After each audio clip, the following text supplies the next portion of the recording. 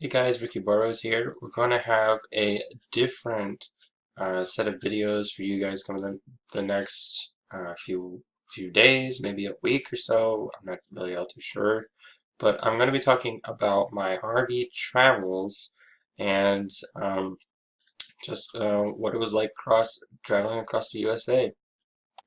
So why did we decide to buy an RV, and what made us travel across the countryside? Well, we were in a place where we had saved our money and we had been looking around for an RV, and we kept saying to ourselves, we want to move west, we just want to go out west, we want to start over in a new place, and we just want to go out west. The interesting thing about picking your RV is you actually are picking like a second home. You, when we were looking for an RV, we wanted something that was spacious, was comfortable, something that we could just live in because you're going to be living in this thing if you're going to drive across the country. And it was just really a fantastic experience altogether, I think. And there was a lot of lessons learned in in, in, and searching for an RV.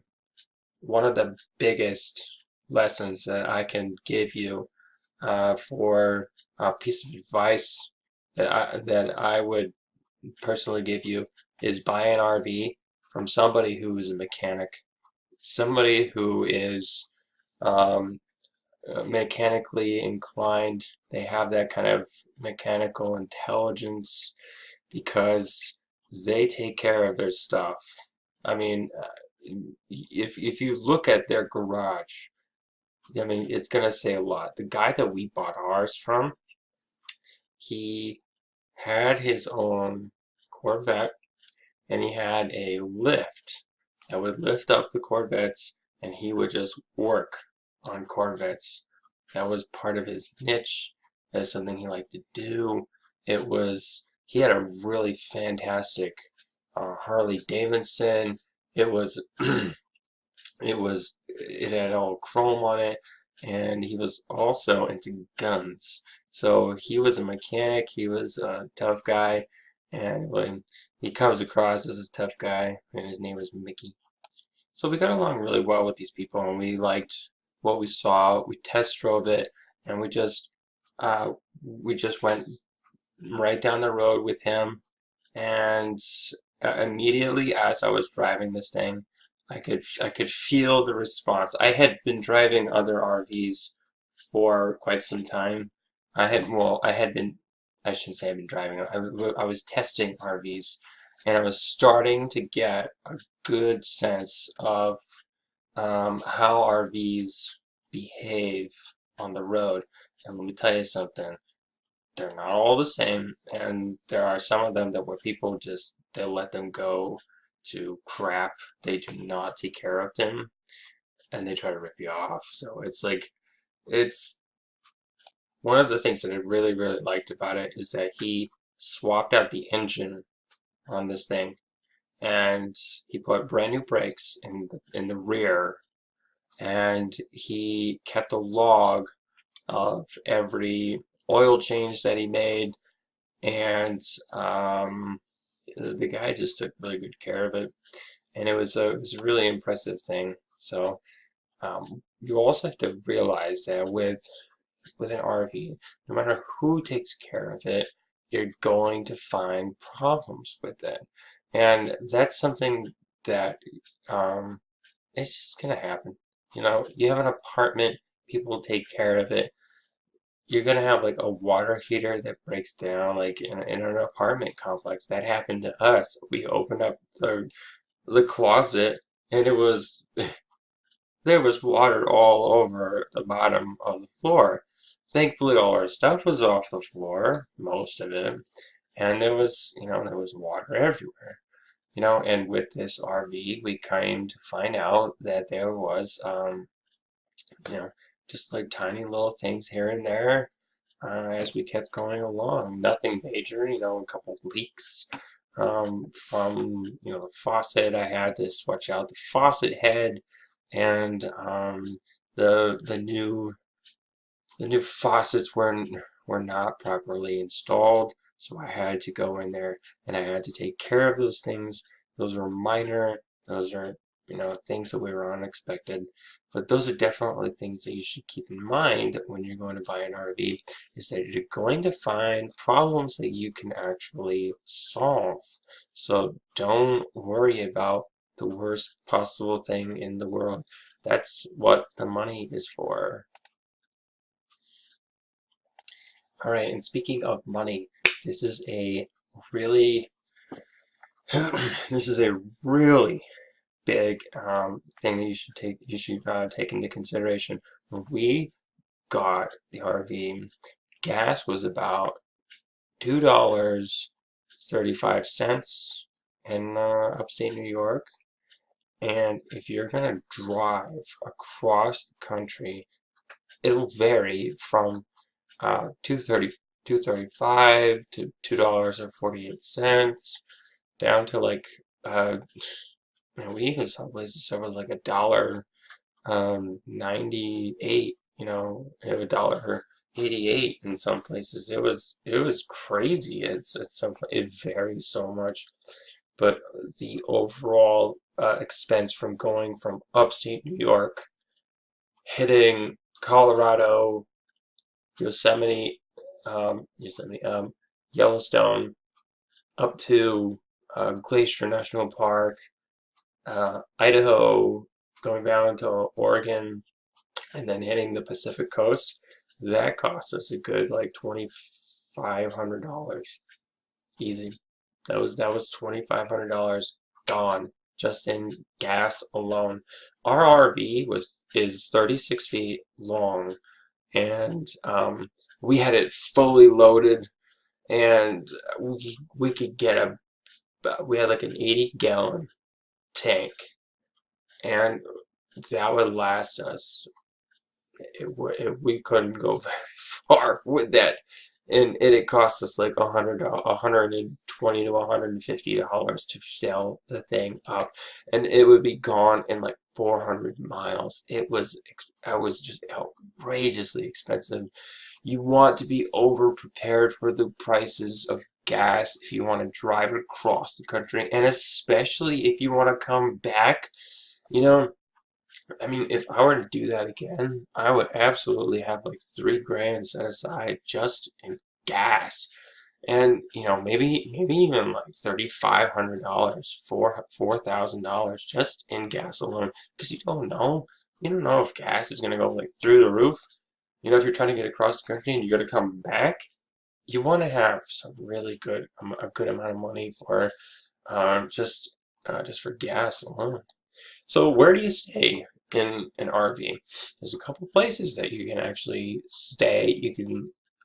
You can travel across the United States and hit every single Walmart. It's about like I won't say every single Walmart, because you're gonna find like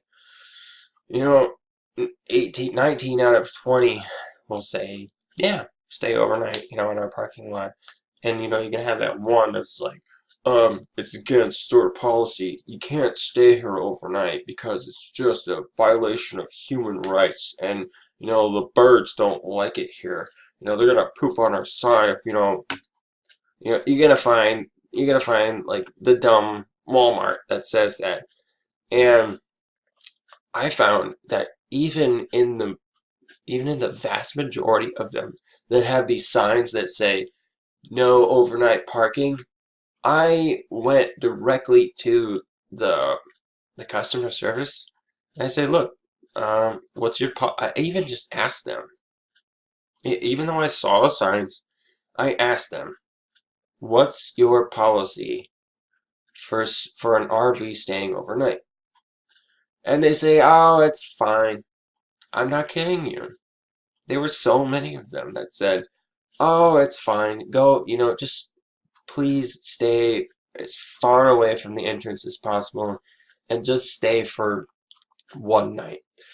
Those signs are up for people who just like to camp out at Walmart. You know, that's what those are for. And I'm like, okay. Even though I saw that time after time after time, and even though a lot of people gave me the same exact response, you don't know who's gonna knock on your window and say, hey, you know, it's time for you to leave. You were here yesterday. You know, because that actually happened to me, but for, because I wasn't actually staying at a Walmart parking lot. I was staying at a mall parking lot, and they didn't say anything the first night. It got dark at the second night, and then they knocked on my window and they said, "You can't stay here. We saw that you were here last night. We let it go. We let it go. But you're not gonna stay here for another night." I said, "I understand." And then I actually just drove down the road to another Walmart. And the only reason why I stayed at that parking lot was because, hey, Chipotle was right there. So I was like, I'll just grab some food, and then we'll just go from there. So here's the deal: if you're gonna spend the night at an RV park, your price ranges are absolutely gonna vary. I mean, when you're when you're in upstate New York and you hit like Pennsylvania and Indiana and all these other states that are kind of in this area, in this region, you're gonna be paying like $20 a night, which is cheap, you know, compared to going all the way out to the West Coast. Once you start getting towards like the beautiful places like the mountains and the ocean, they charge you a lot of money. You know, they charge some places $40 a night to $75 a night. It really depends on how long you're going to be out there for, and you really have to budget things correctly. And I can't stress this enough. This was actually my wife's doing, is over budget. You know, I learned that from her, you know, just over budgeting. And it will, you know, dramatically, you know, um, increase the chances of, you know, if something goes wrong, then you got to spend some extra money, then you have it because you over budgeted. And it's really coming down to like that simple, just something that's simple, just planning for the worst. All right, so when we were driving through Kansas, um, our tires were we had six tires. We had two in the back, and we had four in the back, two in the front, and there were dualies. You had two of them together in the back on both sides. So we had our tires at uh, at 85 psi, and we were over inflate. We were over. We had way too much stuff on our RV because we're taking the majority of our stuff across the country. And when we got to Kansas, the the asphalt was like 100 degrees. You know, it was 100, probably like 105 degrees. It was so incredibly hot out in Kansas. And we blew a tire.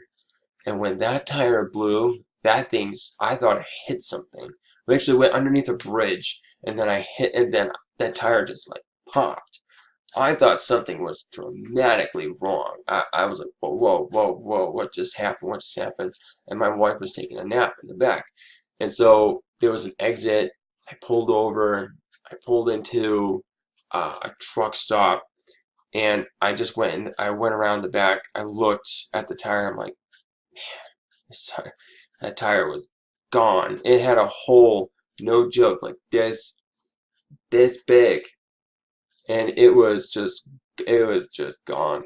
So we had called our Geico insurance company. They came down, they swapped out the tire that was the spare, and then we went and we took a look at we brought it in to get all the tires looked at, and they say your tires are actually expired by a year.